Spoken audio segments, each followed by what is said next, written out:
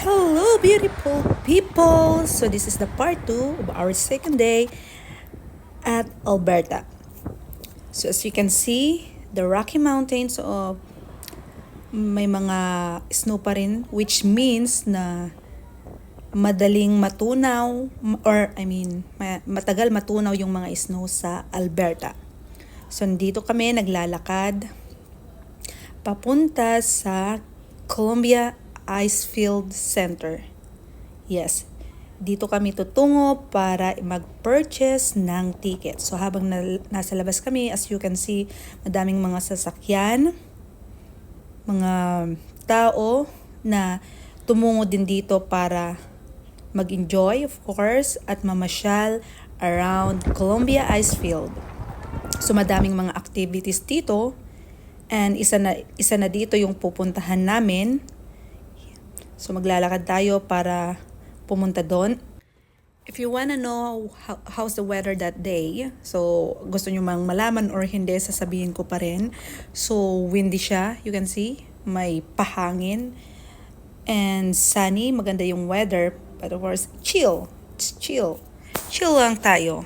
So maganda yung weather in summary natin, yun, maganda.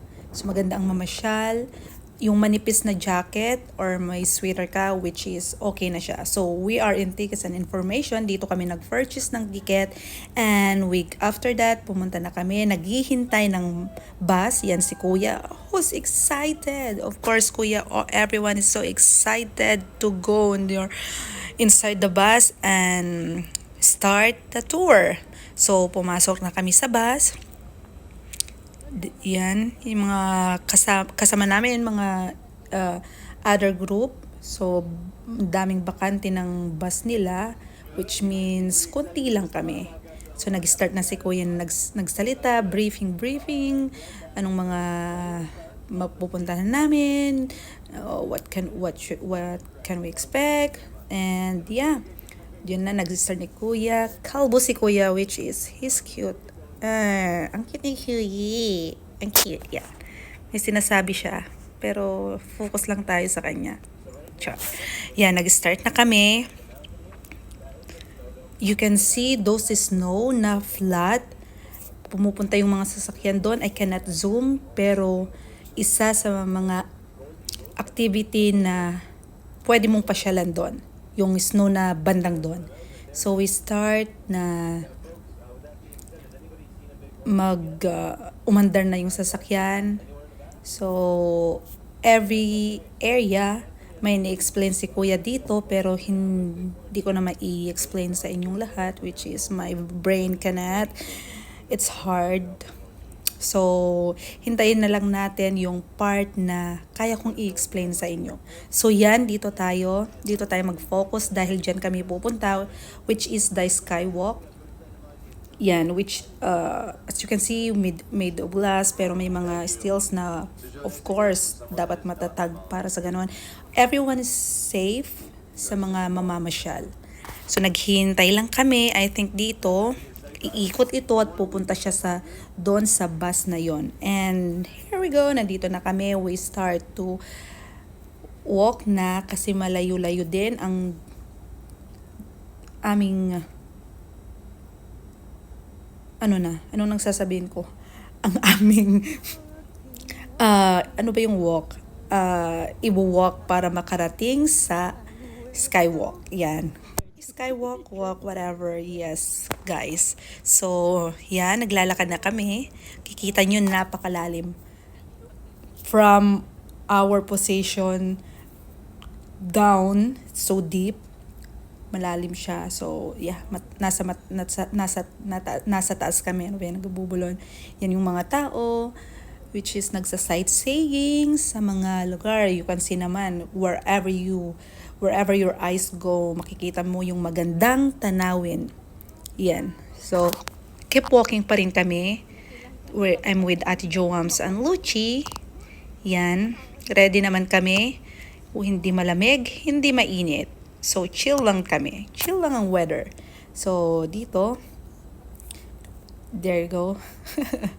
Hi, hello. Yan. So, you can see, mahaba-haba yung daraanan. But you can see how they made the whole thing from sa starting to going to skywalk. Talagang safe yung dinaraanan namin. Safe siya in a way na may mga fins talaga or what you can see, parang you are safe. Kasi pag ano na, bangin na talaga yun. So, makikita nyo, they're the wildlife na nabubuhay sa mga gubat-gubat ng Alberta. But we are safe. Wala namang sign ng mga wildlife. So, malapit na tayo. So, stay with me and let's see how beautiful the Columbia Icefield Skywalk. So, ito for everyone, mga bata, matanda, may ngipin, wala, kalbo, si kuya na naman, si kalbo, cute, kuya kalbo, yes. Yan, malapit na tayo guys. Welcome to Columbia Icefield Skywalk. So, may nakasulat dito, basahin natin. Yan, please wipe feet on the mat before stepping into the glass. So, kailangan malinis, pero yes. So, nag-start na tayo. You can see down. Yan. Makikita nyo yung malalaking formation ng mga, ano bang tawag doon? Formation of rock. Yan, di ba? So, yes, as you can see, nag-i-enjoy ang bawat isa. You should be the good photographer para makuha mo yung magandang tanawin ng dito. Itong mga mountain na to. Yan. Diba? Everyone, yes, you can see, makikita nyo from my position, super lalim. So, kahit nasa glass kayo, parang nag-shake pa rin. Feeling namin nag-shake, pero safe naman. Yun lang siguro. At tsaka may hangin, feeling mo parang nag-shake yung glass. Pero we're good. Everyone's good. So, lahat, as you can see, kumukuha ng mga pictures, here, there, everywhere, sa angmang view, pwede mong kunin ng napakagandang picture. So make sure madami kang space sa phone mo, may naka-charge pag pupunta ka dito, and an extra kung gusto mo, you should have your own camera para unlimited ang pagkuha ng picture. Yan, magpipicture kami. Picture naman tayo, yung mga feet natin. Wag lang mukha kasi nakakasawa na yung mukha. Pero yes, let's go. Yan. So, andun pa rin kami. May nag-volunteer sa ate, which is, I think, nag-work siya. So, nag-picture kami. And after that, another ikot na naman ng view. Kasi hindi ako nagsasawa na pakita sa inyo the site. Yan. Hopefully, you're enjoying. Hindi kayo nahihilo sa selfie na yan. Yan guys. So you can see yung nagpapagreen lang. So kalbo ang mountain. Madaming mga, what kind of trees is that? Siya yung nagpapagreen sa bundok. Yan.